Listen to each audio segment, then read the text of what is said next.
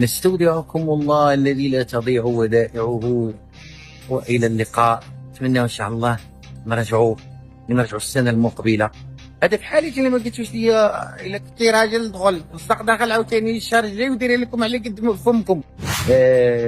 العودة إلى الديار، أسرتي الصغيرة وأنا تارك أسرتي الكبيرة، ونتلاقى إن شاء الله إلى السنة المقبلة بإذن الله تعالى. هذا مطار محمد الخامس، مدينة الدار البيضاء.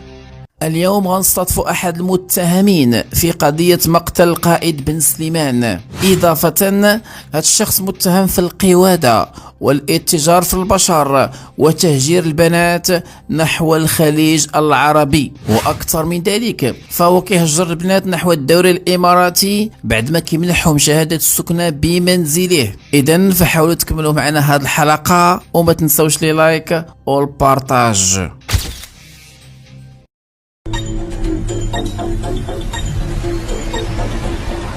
واخا الأستاذ السدراوي، غنمشي معك سؤال مباشر جدا. أنت متهم بأنك مشارك في عملية قتل قائد بمنطقة بن سليمان، وأنك متورط بجانب إدريس الراضي. تفضل أستاذ. اولا اتهامات اللي تقالت بخصوص علاقتي بالمقتل ديال واحد القائد اللي هو سميتو القائد العامري، اللي كان قائد ديال القصيديه خلال واحد المرحله من المراحل اللي كيجهلها، لان المتاجرون بالقضايا ديال الناس والبياعه والسرايا والمشاهيرين يجهلون التاريخ وكيركبوا على قضايا وكيحاولوا يلصقوك بشي تهم جاهزه. اولا هذاك القائد كان من اشد المساندين لينا ولواحد المحطه نضاليه كنا درناها في جهه الغرب. حنا كنا كناضلو، كنا في الميدان، واعتقلت وانا ادافع عن الاراضي السلاليه 40 يوم بواحد 2 شهود ديال الزور في واحد الملف اللي دار لينا من اجل التني ديالنا على الدفاع على الاراضي السلاليه. واول واحد دار وقفات للنساء السلاليات في منطقه الغرب هو عبد ربي، ولا زلت باش نكون معك صريح لا زلت اساند ضحايا انتهاكات والنهب ديال الاراضي السلاليه في الميدان. ولكن علاش ما مشيتيش ضد مثلا إدريس الراضي اللي هو متورط في هذه القضيه ديال انه كينهب وكينصب والسطو على الاراضي السلاليه والتزوير؟ هذا ملف رائج في المحكمه، عنده احكام نهائيه. احنا اولا ابتعدنا على هذا الملف لان ذاك المشهر حط يدو فيه. اما فيما يتعلق بهذوك القبائل يمشي يسول شكون اول من ساندهم، شكون اول من دار شكايات لوزاره الداخليه، شكون اول من وقف ضد لوبيات ديال نهب الاراضي السلاليه عن ماشي واحد ولا استهداف. الان دابا حنا في واحد المحطه ديال استهداف شخص من اجل الابتزاز ديالو. نعم. حنا كنا ضد الناهبين بصفه عامه، حتى في بعض الملفات اللي كان فيهم إدريس الراضي وقفنا ضدهم ودرنا وقفات وناضلنا بواحد الشكل كبير في عندما كان في موقع القرار وفي موقع الحكم. حنا انا ما نسمع الان انه ما بقاش بعدا في جهه الغرب، ما بقاش في الحكم، ما بقاش في الجهه، وبالتالي هاد الناس جاو بغاو ياخذوا واحد الغنيمه بناء على مشاريع ديالو اللي اتفقوا ولا اختلفوا معها. حنا دابا ماشي موضوعنا، الموضوع اننا حنا كنا في الميدان ولا زلنا وازرنا الناس ودرنا الوقفات ودرنا الندوات الصحفيه في الميدان ومع السلاليين. مزيان. الان ما يحدث محاوله ابتزاز او محاوله دفع الى الاراضي السلاليه لانه لا تساوي الثمن، ولاو لوبيات اخرين باغيين يحيدوها لهذا ويديوها لهذا ويحيدوها. وحنا عندنا اللائحه ديال واحد المجموعه ديال الناس كبار واخدين الاراضي السلاليه وبالاسماء. حنا ما تنستثنيو حتى واحد باش نكونوا ولا نستهدف احد. حنا اخر وقفه درناها ضد احد البرلمانيين الكبار هنا في جهه الغرب اللي خدا 200 قطار خارج اراضي خارج القانون. واخا استاذ هو بحال الاتحاد الدستوري. واخا استاذ ولا يتحدث احد. دير اوبارول استاذ. هادشي ماشي محاربه ديال الفساد، هذه محاوله عصابه كتبتز الناس. واخا استاذ، يعني دابا اللي فهمت من الكلام ديالك ان تحفه ربما مسخر من شي جهه باش يضرب الراضي او يضرب شي واحد اخر اللي باغي يسطو على الاراضي السلاليه. عندي سؤال واضح ومباشر لا بغى يجاوب عليه. يتحدث على اننا حنا خدينا الفلوس من عند إدريس الراضي باش ندعيو عبد الواحد الخلوقي. هذا سؤال يتهمونه لانه الان ربط علاقه بعبد الواحد الخلوقي ومواعدينه انه غيجيبوا ليه البراءه، ولذلك تيتهمنا هذا الاتهام. عندي 3 المعطيات واضحه وراه الملف موجود في المحكمه وممكن نجبدوا ونوضحوا. الرابطه اولا ما دعاتش عبد الواحد الخلوقي. هذاك حركته النيابه العامه بناء على واحد المجموعه ديال الناس كانوا مشدودين في الحبس في هذيك العصابه ديال الاورو، وقالوا راه فلان معانا. حنا دخلنا في مرحله من المراحل دفاعا على واحد السيد ماشي تا من منطقه الغرب وما كيعرف الغرب وما عنده علاقه لا بدري في الراديو ولا بغيره. سيد في طنجه جاوبوه لهنا ونصبوا عليه وجلسوه وداو ليه 9 المليون. جا عندنا الجمعيه طلب المؤازره ديالنا. الغريب والخطير اللي ما تيبغوش يقولوه واللي خصهم يعرفوه الناس هو ان الاستاذ زهراش اول من ترافع في مواجهه عبد الواحد الخلوقي باسم الرابطه المغربيه للمواطنه وحقوق الانسان. مزيان، يعني زهراش كان كينوب على الخلوقي. يعني زهراش كان كينوب على الخلوقي، كان ينوب على الرابطه في مواجهه الخلوقي. هكاك يعني كان معكم زهراش. لو كيدافعوا على الخلوقي ويطلبون له البراءه. يعني نتوما كانت الرابطه يعني اللي كتمثلها انت او الامين ديالها او المدير ديالها ولا ما عرفتش شنو الاسم تاعك، يعني كان الرئيس الوطني. الرئيس، يعني كان زهراش كينوب عليكم نتوما بعدا. كان كينوب علينا.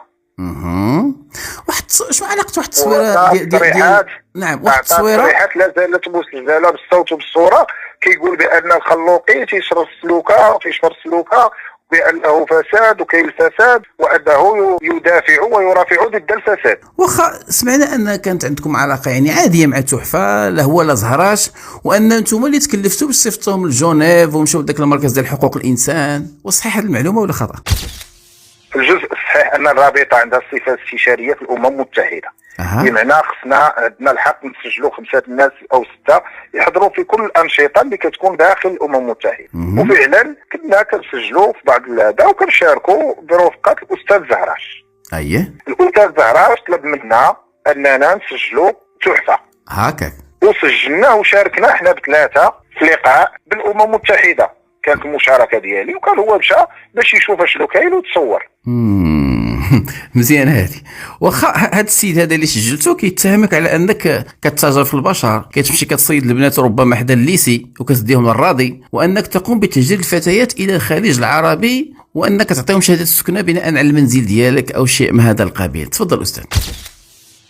شو هاد الاتهامات كلها وضعتها في شكايه وتتحمل المسؤوليه الكامله للجهات القضائيه والامنيه يفتحوا بها تحقيق. هو موجود الان في المغرب. هذا بحث اداري بسيط يمشيو يديروه في القيادات هنا. واش انا تنعطي شواهد السكنه لداري؟ واش انا هجرت شي حد؟ واش انا تنعرف شي فتيات قدام؟ يجيب ما لدي وانا مستعد اكثر من هذا الشيء. حتى ذاك القائد انا مستعد انني اخضع لكافه اجراءات التحقيق. وشو الحق ديالك في الحريه؟ حق تضمن الامم المتحده. انا اتنازل على هذا الحق واطالب يهبطوني انا وياه في اي سجن من سجون المغرب ويبحثوا على خاطرهم. انا اتنازل على حقي بالحريه، ولكن بشريطتي يكون معايا هو. لا تبتات هذه الجرائم. راه انا استحق السجن واستحق المتابعه وما خصنيش نكون كحقوقي كندافع على الناس. انا لا اشرف لا حقوق الانسان ولا المغرب ولا بلادي ولا الامانه اللي وضعوا فيا واحد المجموعه ديال المناضلين. ولا كان هو كاذب وتيبت ادعاءات كاذبه وهذا الشيء عنده هضره وهو هذا الحقيقه، راه خصو المكان ديالو الطبيعي السجن. لذلك نحن هنا باش كنأكدوا على انه متواجد. هذا هو السؤال. بزاف كيتكلموا على ان الشخص محمي من جهه معينه في البلاد، وانه يعني سير دير الشكايات، سير دير اللي درتي، السيد ما كيقيسوش فيه. اذا كنتكلموا مثلا قال هناك مقابر جماعيه، وهذا اتهام خطير. يعني تقول مقابر جماعيه في مملكه محمد السادس، راه هذا كيبان لي تصريح كافي انه يديك السجن. تيقول بان السدراوي راه قاتل القائد. انا باش نزيدك كاع مفاجاه، اللحظه التي توفى فيها هذاك القائد وهذه كانت حادثه التي تقول هو قتلوه، راه كانت حادثه جد معروفه في جهه الغرب. هذاك القائد دار حادثه مع شي اسره من المهجر، السيارات ديالهم اصطدموا وتوفى كاع الشخص اللي تصطدم معاه. ما ماتش على القائد، مات اشخاص اخرين. وبالتالي هذا السيد كيكذب. واكثر من هذا الشيء هذيك الساعه كنت معتقل. باش يقول السدراوي قتل ولا بالعكس. باش نوصل الرساله واضحه. باش نوصل الرساله واضحه انني كيفاش هذا السيد اللي تيهضر على الاتجار في البشر وانه عنده الغيره على اولاد وبنات البلاد وكيدافع على مولينيكس اللي متهم في البشر. احنا مع قريب، انا ما كنتهموش مولينيكس. نحن تنقولوا هذا ملف خصو محاكمه عادله. هو تيقول خصو يخرج، ولكن هو صرح انه سبب اعتقال مولينيكس انه هو اللي فضحه وانه كيبيع الفيديوهات وكيقول انا سبب اعتقال واكثر من هذا الشيء. هو شكر السدراوي وقال حقوقي وارى، ودابا تيقول لك انه يمارس القواده. اشكر الام ديال التهامي بناني واستضافها، من بعد تقلب عليها ولا تيقول لها امراه فاسقه. من بعد ولد البشوش اول واحد هضر عليه وقال ولد البشوش ما لا يمكن تخيله بانه مجرم والمكان ديالو الحبس، ومن بعد تقلب عليه ودابا ولا كيدافع عليه. هذيك وسيله اصطياد واحد الزبائن كيضغط عليهم وكيبتزهم، خصهم يخلصوه باش يميك عليهم ويولي يدافع عليهم.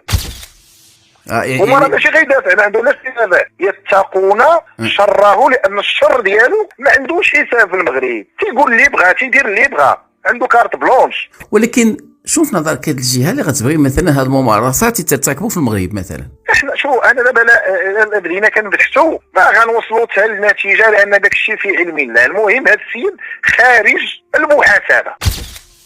نحن كنا نبحث في الظاهره ونبه الراي العام. مشينا للمدار ماشي باش نشدوه، حنا نشدوه بغينا نشدوه راه عارفينو في كاين، حنا ماشي دورنا نشدوه. هذيك محطه نضاليه من اجل التعبير على مواقفنا، من اجل اعطاء الانتباه للراي العام ان هذا المطار اللي هو محطه ومكان كيمثل السياده ديال البلاد، اللي راه ما يمكنش تدخل المحرمات، ما يدخلش المجرمين الدوليين، ما يدخلوش، بمعنى مكان جد محصن. راه واحد السيد فاش كيجي يدخل يخرج يعترف بنفسه، كيجي تقول لك درت لكم زيت الريط في المطار، يعترف بان ذاك المطار ما عندوش واحد التحكم في المجرمين، عنده 170 شكايه. علاش السيد ما يتمش الاستماع اليه؟ انا ما بغيناش نديرو العز. راه تيقول كلام خطير، جرائم، تيقول كلام خطير بان هناك محامين فاسدين وكياخذوا الفلوس من عند جهات اخرى وكيدخلوا الناس للحبس. كيقول كلام اللي ما يمكنش اننا نشربوه بجغمه ديال الماء. هذاك الكلام الا كان صحيح راه تيبين المغرب ماخور كبير فيه الشبكات ديال القواده كيحكموا الناس، كيقتلوا الناس وكيحفروا لهم الحفار كبار وكيغطيوهم وكدوز على عين كيشرب داك الماء، كيشدوا الناس كيغتصبوهم، كيركبوا الناس في 207 وكيديوه بيقودوه بالرجال الاعمال. وهذا الشيء راه هادشي كيفاش هادشي كيتقالوا الناس ساكته. انا ما كنعتبرش هادشي تشهير. السيد قال هادشي خصنا التستر على جريمه، نجيبوه نقولوا لي جيب لنا خويا الدلائل، الناس خصهم يمشيو للحبس. هادشي الا كان بصح راه هو يتستر عليهم باش يبتزهم، ولا ما كانش بصح راه تيجي يورك عليهم وكيكذب عليهم وضامن بهذيك الحمايه اللي كتعطاه باش يزيد يكبر الفلوس ديال الابتزاز. يجب البحث في العمل ديالو، واش هذا السيد اللي جاي غادي ما كيخدمش ميريكان يقتات على المساعدات وعنده اموال طائله، غادي جاي الطياره راه عارف شحال تساويه، الفنادق المصنفه، السهرات الغاليه. هذا الشيء من اين لك هذا؟ سمعنا ان هناك ثروات كبيره عند شي افراد من العائله، هذا الشيء كله خصو التحقيق، لاننا امام واحد الخطر يهدد البلاد. يعني انا ما غنرجعش نقول باش نوضح لك كاع الصوره. لا واحد النقطه يعني كتقول واحد المرحله من المراحل. نعم. كان سيدي كينتقد السي الحموشي انتقادا شديدا وقال له انت ابا الهول وانت جالس وحاطينك وشكاك حتى بالارهاب. نحنا ما غنعتبروش ان هذاك الشيء نحاسبوه عليه ونقولوا كان كسب المسؤول. نقولوا سيدي هذا السيد دارت معاه صفقه وعفاو على ما سبق وهذا حقهم وعادي وكيدار في مجموعه البلدان. ولكن هذا السيد هذا السيد ما غطلقوش لينا على ناس اخرين، ما غيعاودش من التمثيليه. تلقى مثلا السي الوالي العالمي اللي هو الكاتب العام ديال رئاسه النيابه العامه بادلو، وحنا كنعتبروه فخر لانه رجل اكاديمي ورجل فاهم ويمثل المغرب في رئاسه النيابه العامه على المستوى الدولي. واحد النقطه لذلك وهذا الشيء الا سمحتوا لي في الماضي راه ما غتعاودوش تسمحوا لي في المسؤولين من جهه اخرى وفي المواطنين، ولا سمحتوا لي كاع في المسؤولين يبعد منا حنايا من الكذوب ديالو. واكثر من هذا الشيء يتحدثون على انهم هم اللي كيدافعوا عن الوطن ويتحدثون باسم الشعب، وبعض المرات كيتحدثوا بالاسم الاجهزه، كيقولوا هذا الشيء باغاه الدوله، ما باغاش الدوله. اصبحوا ناطقين رسميين ديال شي جهاز ما عارفينوش. حنا نعتبر ان هذا الشيء يهدد البلاد، وكما انقلب سابقا في خلال الربيع العربي اللي كان المغرب في ازمه وبدا كيسب في المسؤولين وكيخلط هذا في هذا، راه ممكن ينقلب في اي وقت واحد. المشهير ما تتامنش الجانب ديالو. لذلك احنا تنقولوا عندنا شكوك ان الجهات التي تحميه تريد السوء لهذه البلاد، تريد السوء للمؤسسه الملكيه، لانه كيستهدف الناس اللي كيامنوا بالله، الوطن الملك اللي كيدافعوا بواحد المقاربه ديال تحارب الفساد ولكن انا مع الثوابت. احنا مؤمنين بالملكيه، متشبثين بها، ماشي رابعين معها، واخا نخسروا معها احنا متشبثين بها، لان هذاك منطقنا ومتامنين. هو مع الرابحه، بمعنى غدا لقى مصالحه ماشي مع الملكيه راه غيطحن الملكي. كما البارح فاش لقى مصالحه مع السدراوي ومشى معاه لجنيف وتيقول لهم اوعار حقوقي وخبير ومجهد، وهذاك السيد كشتو كي كيخدم ودار عليا حلقه. والان انقلب واصبحت قوادا واصبحت ديال الرابي واصبحت كذا، علما ان المحامي اللي دار ضد الخلوقي راه هو الاستاذ فراش. واخا قلتي واحد النقطة مهمة، قلتي أن السيتي كيقطعوا ليه التيكيت نتاع الطيارة الميريكان للمغرب، لي زوطيل خالصين، كلشي خالصين، يعني واش هاد المعطيات صحيحة ولا أن توصلتي بها فقط من عند شي مصادر؟ كيدخل راه تنشوفوا راه فيما كيدخل كيبدا يسب في عباد الله داخل المغرب وخارجه. راه هو الذي يعلن على دخوله وخروجه ويتحدى الناس وتيبغي يدوز هذه البلبله. ها انتم راه ما كاينش سياده القانون في البلاد. هذا الشيء اللي كيقولها بشكل او باخر، غنشبع فيكم سبان ونكذب ونقول اللي بغيت، وراه من بعد راه ما كاينش السياده، راه غندخل ويعتبر انه دخل وخرج راه زعما ربح كبير. حنا رئيساء بلادنا، رانا حنا لا تسيئوا لنا لان عارفين راسنا ومستمرين. واخا واحد السؤال، يعني هذا الشيء كيبقى. نعم، واحد السؤال، بما انك كنتكلموا على المصادر الاموال سواء تاعو سواء كيتهمكم على انكم نتوما ما عندكم لا خدمه لا ردمه، ملي كتجيبوا هاد الفلوس باش كتسافروا باش كتصيروا يعني على العمل؟ انا نعطيك بكل ومستعد هذا الشيء كامل اللي بينه. نعم. انا والدي كان جد ميسور، هذه واحد. انا الوحيد ديالو توفى خلال مجموعه الشقق، وحده عايش فيها والاخرين كريم. موظف عمومي جوج. انا ومعمري قلتها خبير لدى وزاره الخارجيه ديال ليبيا في قضايا ديال حقوق الانسان، وقمت بواحد مجموعه تكوينات ورافقوا السيد وزير الخارجيه في واحد المجموعه ديال المهمات. وبالتالي موظف عمومي، عندي ارث ديال الوالديه، ميسور الحال، انا اللي كتب والديه، وبالتالي هذا الشيء كامل انا من رزقي، وهذا الشيء عارفينه الناس بما فيه المقر. راه بعض المرات كيتجمعوا لي شهرين 3 شهور ديال الكرا وكنخلصوا بامكانياتي الذاتيه ديال الرابطه. وراه عندي دابا 40 فرع، ربما الاخوه في المغرب كامل شي واحد لا كيسمع، عمري قلت شي واحد ساهم معايا بشي ريال. والرابطه اكثر من هذا في تاريخها درنا اجتماعات مع السفراء ديال امريكا، ديال السويد، ديال فرنسا، ديال سويسرا، ديال مجموعه البلدان اللي كاينه في المغرب، وما عمرنا خدينا شي دعم خارجي. هذا عندنا مبدا عام في الرابطه. الرابطه تتحرك بالامكانيات ديال المناضلات والمناضلين ديالها بواحد الجزء ديال التضحيات اللي كنضحيه انا. وتلقينا عروض في مجموعه ديال السفارات انها تكون معهم شراكات، واتحدى احنا مستعدين. راه الحساب ديال الرابطه معروف، الرابطه معروفه، وهذا الشيء راه غيتقال ويتسمع، وممكن تسمع حتى في البعثات الدوليه. لعمر شي واحد خدينا من عنده سنه واحده. مزيان. من جهه اخرى انا كنت كنشارك في الاتحاد الافريقي، اول واحد شارك حقوقي في المغرب قبل عوده المغرب، وتواجهت مع البوليزاريو في محطات متعدده. كنت كناخذ دعم من وزاره حقوق الانسان ديال الطائره والطير، ريال الاخر ما كناخذوش، وكنختار من جيبي التغذيه والتنقلات الداخليه في ديك البلاد اللي نمشي فيها. وراه الاستاذ رميد كان وزيرا لحقوق الانسان، وممكن يجبد الملفات ويقلب انا واش كنت كناخذ شي فلوس اخرى من غير الطياره والوطير.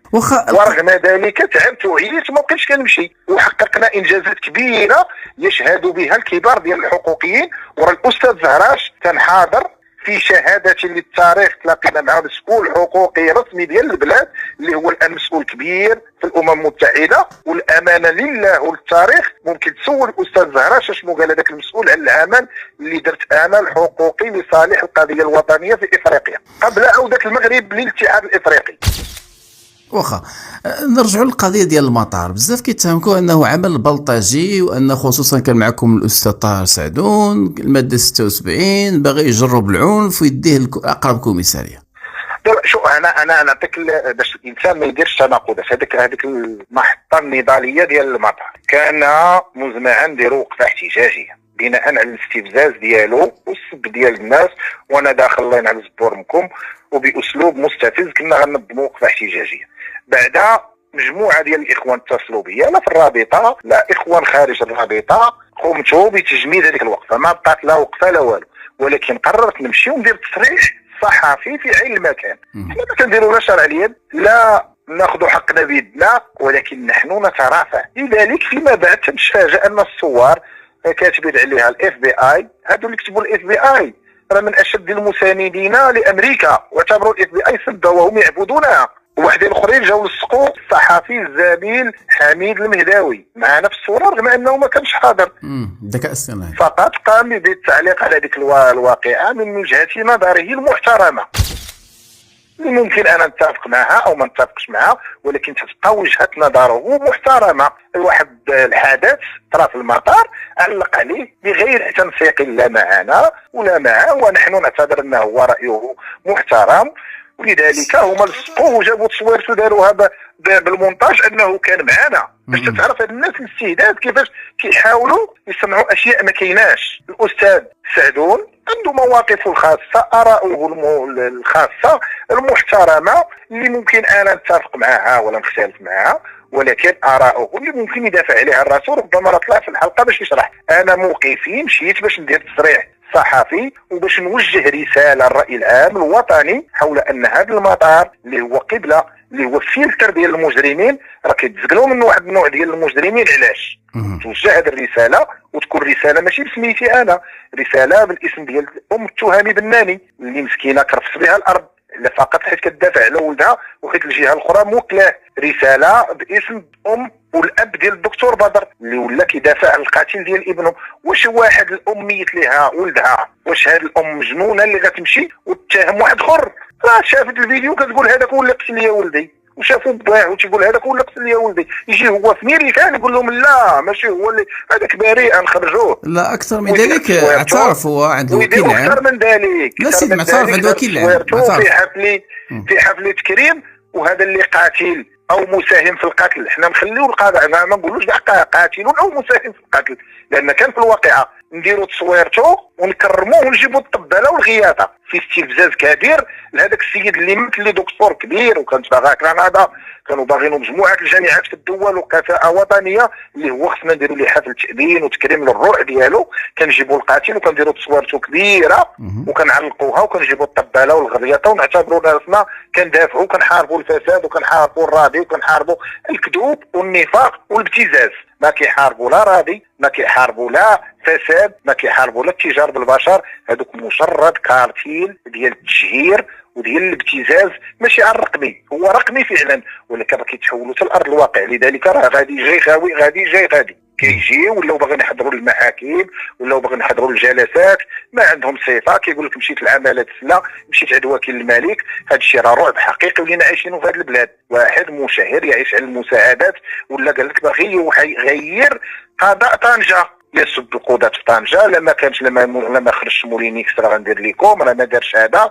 يسب الوكيل العام ديال قنيطره اللي رجل فاضل كان في الصحراء، جميع القبائل الصحراويه والله العلي العظيم فاش كيجيو عندي قنيطره تيقول لي انتم محظوظون عندكم واحد الوكيل العام، كان عندنا في الصحراء وخيرة الرجال. هذه الكلمه فقط لان الخلوقي تيتواصل معاه وباغيين يجيبوا ليه البراءات. الخلوقي راه عنده 10 سنين في 10 سنين وعنده ملفات اخرى رائجه وعنده ملف ديال كيديو الناس ديورهم ممكن تفصلوا فيه بالوقائع. والان راه تتبحث فيه الفرقه الوطنيه مع الاخت ديالو البرلمانيه. هاد الناس ما عرفتش يريدون اللعب والضحك عن الذقون ديال المشاهدين ويديروا واحد الراي عام على الكذوب وعلى الخوا، وما عندهم ما يدار يوميا تيعاودوا نفس الكلام ديال الكذوب. واللي طالق لهم اللعب هو انهم ما تيتحاكموش على ذاك الكلام اللي هو كلام خطير تيسيء لبلادنا، كيسيء الناس، كيسيء المواطنين، كيسيء الابرياء، كيسيء السياسيين رجال الاعمال. اليوم يسبوا الزين، اليوم في حنا الرحاب، ما تيخلي حتى واحد وتيقلب دغيا وتيولي يشكرهم. مساله ما مقبولاش لا في كل القوانين ديال العالم، وكيهدد التهديد جريمه في كل الانحاء ديال العالم. حنا كان بامكاننا ننقصوا عقلنا ونكتبوا اللجنه ديال الاختفاء القسري. راه حضر قدامهم وزير العدل المغربي مؤخرا وتلقيت انا دعوه شخصيه باش نحضر. كان بامكاني نمشي ونقول لهم عندنا مقابر جماعيه في المغرب وانا عندي ما يفيد. عندي واحد اليوتيوبر اللي قالها ودخل وخرج وما هضر معاه كيفاش غيولي وجه المغرب دوليا اننا عندنا مقابر جماعيه راه مستر عليها الدوله. فاش قالها هو راه ما بقاش هو دابا هو حي المسؤوليه عليه، راه مسترين على داك الشيء. كيقول ان هذه المقابر يعني تصريحات جات من عند الخلوقي هو اللي عطى هذه المعطيات او المعلومات، وهو غيورينا المصدر ديالو، خصو يورينا المصدر ديالو ويوري المكان. هذه راه ماشي مساله بسيطه، وعندنا اغتصابات جماعيه، هذه ماشي مسائل ثاني سهله. وبالتالي عندنا حقوقي قاتل قايد هذه ثاني. هذه ودابا خطيرة. تيقول لك حقوقي قاتل قايد وما تشدش. وانا راه درتها وقتها في كورونا شدوني 6 شهور. 6 شهور في كورونا. احنا راه تيقول لك راه كما تيقولوا الخطا بالبيت. لا درتيها شي خطا بسيط تلقى راسك في الحبس ونقص القايد على قدو باقي مطلوق. لا لان شفنا بزاف الوقائع مثلا مومو في الراديو كيفاش تحكم ب4 شهور لانه سرقه هاتف، سرقه وهميه. كنسمعوا كذلك شي وحدين كيقولوا جرائم اختطاف طفل او بنت او كذا، كيطلع داك الشيء كذوب كيعتقلوهم. والتيك توكر وقعوا في هذه المشاكل. مقابر جماعيه يمكن كنسمعوا في سوريا في يابا الرصاص. اللسان راه الركن المادي والمعنوي ديال الجريمه كاين، حيت كيعاودها ديما ويؤكدوا عليها. راه بعض المرات نقولوا كاملين كيزلق لنا لساننا بشي حاجه في حاله تفاعل مع شي ملف، ولكن هذا راه كيعاودها ويؤكد عليها. ولا كيكون على انه عنده ادله وعنده كذا ونهبط عندكم عند الفرقه الوطنيه وكذا. تيخرج يقول لك انا الفرقه الوطنيه مشيت عندهم وبقاو كيعاودوا ليا، والسدراوي كان تيبكي والرادي كان كيدير هكا والبهداوي كان كيدير هك. ودابا هذا حتى افشاء السر المهني. عمرك ما تلاقيتي بنت عند الفرقه الوطنيه؟ تلاقيتي بنت عند الفرقه الوطنيه؟ لا ما هو خرج دار فيديو قال لك كنت عند الفرقه الوطنيه وبقاو كيعاودوا ليا. واخا هذا الشكايات اللي حاطه هذا الرابطه يعني بتحفه. شو احنا باش نعطيك انا بعدا اولا واحد الموقف عندنا. احنا ماشي من الناس الذين يضعون شكايات بواحد الشكل كبير، عكس داك الشيء اللي كيروجوا. هو الرابطه باش كتوضع شكايه راه حتى تستنفذ واحد المجموعه ديال الاجراءات الداخليه بين الاعضاء ديالها وكناقشوها في المكتب وعاد كنديروا الشكايات. بمعنى ما هو يصورون كناس كيمشيو يديروا الشكايات، وانا اتعداه من هذا المنبر. لا هو ولا المحامي نعطي، انا مستعد من غدا نعطي انشداد او امر لاي محامي ديالو باش يبحث في الشكايات ديالنا في المغرب كامل ويجينا. ما غتلقاش 5 ولا 6 الشكايات كاملين. بمعنى الشكايه فاش كنوضعوها راه تتكون توصلت للعظم وعندنا كافه الاثباتات. اخرها باش نعطيك اخرها راه وضعنا شكايه بواحد المجموعه ديال النواب اللي تيقولوا احنا متواطئين معاهم في اقليم سيدي سليمان، وهادشي ما كنبغيوش نروجوا لانه في القضاء في التحقيق. وذكرنا واحد خينا هو قال عليه فيديو انه البراد دروا ديال الراضي داروا عليه، هو هادشي راه جديد. راه دايرين به حنا شكايه وراه في الحبس ديال قنيطره، وهذا الشيء ما بغيناش نروجوا اعلانيا وما بغيناش نردوا باش ما نعطيوش هو فرصه ديال انك انت غتدفعنا نمشيو لشي ملف. هذا الشيء كنشتغلوا عليه من شحال هذه. واحد 3 النواب راه هما في حاله متابعه في حاله صراحه عند قاضي التحقيق في الاراضي السودانيه ديال سيدي سليمان. الناس ديال الدواغر اللي استافدوا مؤخرا واحد 5000 درهم حنا ارسلناهم في هذيك المنطقه اللي درنا مراسلات لهذا وتواكبنا معهم، وبالتالي حنا كنشتغلوا في الميدان بصمت وما كنعرفوش حدود للعمل ديالنا من اي كان كما بغى يكون هذا السيد. واكثر من هذا حنا فتحنا واحد النهار المقر ديالنا تحدي لله وقلنا حنا مستعدين اي واحد جا ودالو دريس الرادي الارض ديالو نمشيو معاه للقضاء دريس الرادي. ما جا حتى واحد ودرناها ودرنا مباشر النهار كامل ووجهنا له هو الرساله ووجهناها للاستاذ زهراش ووجهناها لجميع الناس اللي معاه انهم صيفطوا لنا. ونتحدى لما جاوش هذوك الناس اللي كيدعي انهم ضحايا وهذا قتلوه هذا قتلوا ليه با هذا قتلوا ليه مو هذا تشدوه في الغابه هذا. حنا مستعدين ولا كان هذاك الشيء صحيح انا مستعد. لا كان الاغتصاب ان دريس الرادي او غير دريس الرادي اغتصب انا مستعد ندير اعتصام مفتوح امام المحكمه ديال قنيطره. ولكن هو كذاب. واش هو تيكذب عليا ما غيكذبش على واحد اخرين. اذا هذاك هو ما كيحركناش. ما التافه يحركني انا لاني انا عرفتو وشفتو عن قرب جونيف كيفاش كيدير وكيفاش كيتعامل وكيفاش تصرف. وهذه اشياء انا كنعتبر حديث المجالس كيبقى خاص ما بغيتش نخرج كاع هذاك الشيء. صحيح. اذا شكرا استاذ السدراوي. ورساله اخرى انا قبل ما يبدا يساب راه بعد عوده شي من جونيف رفقه الاستاذ زهراش فاش كان معنا راه قطعت به كل اتصال قبل ان يبدا بالسب والقذف. مزيان. اذا يعني اولا وهذه رساله للتاريخ. والله ما كنت نتبع هذاك الشيء ديالو وفاش مشيت معاه وبديت نشوف واش كيقول في عباد الله اساءني ذلك بزاف في قلبي وقلتها للاستاذ زهراش. قلت له ذاك الاسلوب اللي كيدير راه ما عجبنيش خصوصا فيما يتعلق بالنساء. واش دابا الزوجه ديال البهداوي كتجي تقول على ديك الهضره كنا كنعرفوها اش دارت في النضال على راجلها. حنا ما تناقشوش الملف باش نقولوا على راجلها فاش كنقولوا الام التهامي بناني على ولدها. انا ما شغليش في الملف ديال ولدها واش قاتل ما مقتولش. هذيك مسالتها مع محاميه مع القضاء من حقها تدافع على ولدها. ولكن انت تجي تسبها تضربها بشاراتها تشوهها قدام عائلتها ووليداتها اللي عارفينها مرأة فاضلة حاجة تتصلي، مرأة طيبة كتدافع بواحد الحرقة ديال الأم. نحن كنعتبروها نموذج ديال الأم المغربية في الدفاع على وليداتها، وتجي انت دير لها هذيك الحالة فقط لأن الجهة الأخرى بدرات عليك بهذا المفهوم البسيط. واللائحة كثيرة الفنانة سورية أنور فاش كانت بقدام على لطيفة رأفت كنتي كتهللوا بها فاش اختلفوا، وانا ما تيهمش الظالم ولا المظلوم، هذيك شغلها مع لطيفة رأفت نزاعهم بيناتهم، ولكن فاش غيختلفوا غتجي انت تبدا تسب فيها وتبدا تعايرها بالسرطان ديالها وتبدا الاشياء. زعما شنو هذا التفرعين الكبير في هذه البلاد اللي انت المراه اللي لقيتيها كيعتبر المراه سلاح ضد الزوج ديالها، ضد راجلها، ضد خوها، ضد ولدها. واش اللي تيعتبر المراه سلاح خبيث؟ واش هذا انسان ما خصوش يتحاكم ونسولوه على داكشي اللي تيدير ولا تيقول؟ حنا دابا الان نقدر اتضح المعنى، حنا كنعرفوا دابا شكون تحفه، شنو كيدير، وسائله. هادشي ما بقاش كيهمنا علاش سيدي ما تيتحاكمش محاكمه عادله. انا في نفسي ما عندي ادنى مشكل معاه، انا مستعد من غدا ندير له تنازل والله يعاونو الله يسامح يقولني في الداعي يقول، ولكن انا ادافع على واحد المجموعه النساء راه خصهم حقهم. كندافع على بلاد قال فيها مقادير جماعيه، كندافع على ناس قالوا اغتصابات فيهم. الناس راه فاش تقول مثلا نهضروا بصراحه، فاش كنجيو نقولوا دريس الرادي اغتصب نساء الغرب، اغتصب نساء، واش هاد الناس ماشي رجال؟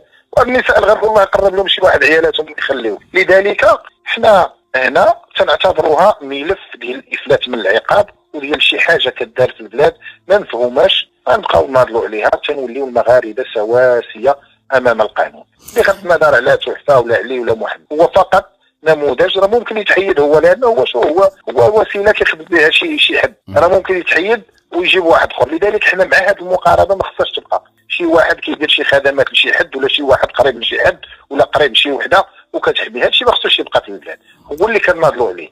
اما هو راه فقط شي حاجه تافهه كيتخدم بها شي حاجه ومن بعد غتلاح. ولكن هذه المقاربه ما خصهاش تبقى وما بقاش، يبعد من الشرفاء ويبعد من الوطنيين ويبعد من الملكيين. اذا شكرا سي السدراوي. العفو، مرحبا. بارك الله فيك.